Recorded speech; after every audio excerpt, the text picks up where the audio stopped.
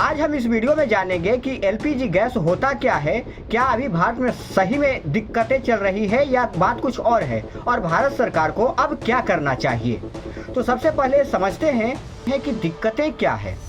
भारत जो है अपने पेट्रोलियम का 40% उत्पादन स्वयं करता है और जबकि 60% दूसरे देशों पर निर्भर रहता है, जैसे में ईरान, रूस, अमेरिका, कुवैत, इन सब देशों से तेल का आयात करता है भारत, और 40% तेल और गैस स्वयं बनाता है।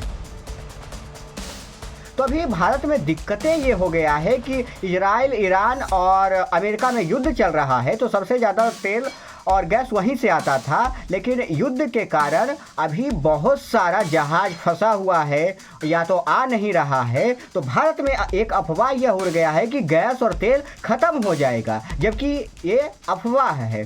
अब होता क्या है, मैं एक छोटा सा उदाहरण देकर बताता हूँ। एक छोटा सा गांव है, मान लिया जाए उसमें 400 लोग रहते हों और वहाँ 200 लीटर दूध का उत्पादन होता है। और क्या होता है कि एक दिन कोई अफवाह फैला देता है कि कल से दूध नहीं मिलेगा। तो क्या होता है कि इसके पहले किसी को वहाँ दूध की कमी नहीं हो रही थी, लेकिन जैसे ही ये अफवाह फैलता है सभी लोग दूध के लिए लंबी लंबी लाइन लगा देते हैं, कतार लगा देते हैं। जो नहीं पीते हैं वो भी, जबकि 200 लीटर दूध हो रहा था। पहले किसी को कोई दिक्कत, कोई समस्या नहीं हो रहा था। उसी में कोई जो 200 लीटर दूध हो रहा था तो मतलब कि एक व्यक्ति पर आधा लीटर दूध। तो ये ज़रूरी नहीं था कि हर व्यक्ति आधा लीटर ही दूध पिया होगा।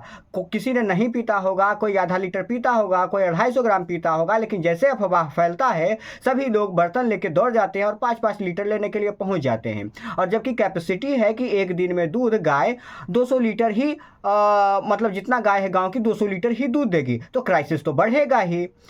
और अगले दिन उतना ही देगी, तो अगले दिन भी 5-5 लीटर लेंगे तो क्राइसिस तो बढ़ेगा ही। और यही हाल हुआ है अभी भारत में।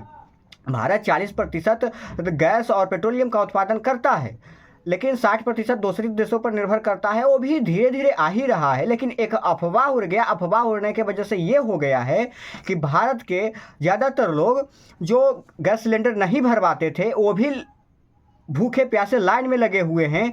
जो महीना में 2 महीना में 1 सिलेंडर लेते थे वो 2-2 ले रहे हैं। जो विद्यार्थी, ये देखिए, विद्यार्थी को जो 2 लीटर गैस भरवाता था वो 5-5 किलो भरवा रहा है। इसके कारण क्राइसिस बढ़ गया भारत में। और कालाबाजारी वाले को तो कहना ही है क्या, गोदाम के गोदाम भरे पड़े हुए हैं और निकाल नहीं रहा। इसके कारण भारत में किल्लतें हो रही है, वरना भारत में कोई समस्या नहीं होती है। जितना चाहिए, आवश्यकता चाहिए उतना पर्याप्त है। यदि सब लोग उतना मात्रा में प्रयोग करें तो कोई दिक्कत नहीं होगा। और ग्रामीण लोगों को तो ऐसी दिक्कत नहीं होगा, क्योंकि वो तो लकड़ी और गोईठा पर खाना बनाने वाले लोग होते हैं, तो उनको कोई समस्या नहीं होगी।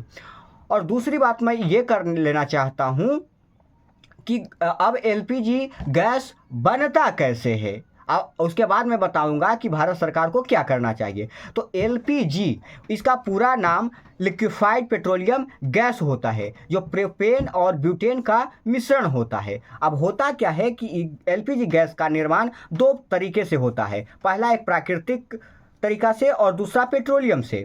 तो पहला प्राकृतिक तरीका से कैसे होता है कि समुद्र के अंदर बहुत सारे गैस भी पाए जाते हैं, पेट्रोलियम भी पाए जाते हैं। तो वैज्ञानिक बहुत कड़े मशक्कत के बाद मशीन से, यंत्र से, तंत्र से पता लगाते हैं कि कहाँ पे प्राकृतिक गैस मौजूद है। मशीन से पता लगाने के बाद जब पता चल जाता है कि यहाँ पे प्राकृतिक गैस मौजूद है, तो पाइप लगाकर वहाँ खुदाई किया जाता है और बहुत किलोमीटर, हजारों किलोमीटर खुदाई करने के बाद वो गैस की प्राप्ति होती है। उसे पाइप के माध्यम से निकाला जाता है, उसके बाद रिफाइनरी में पाइप के माध्यम से भेजा जाता है।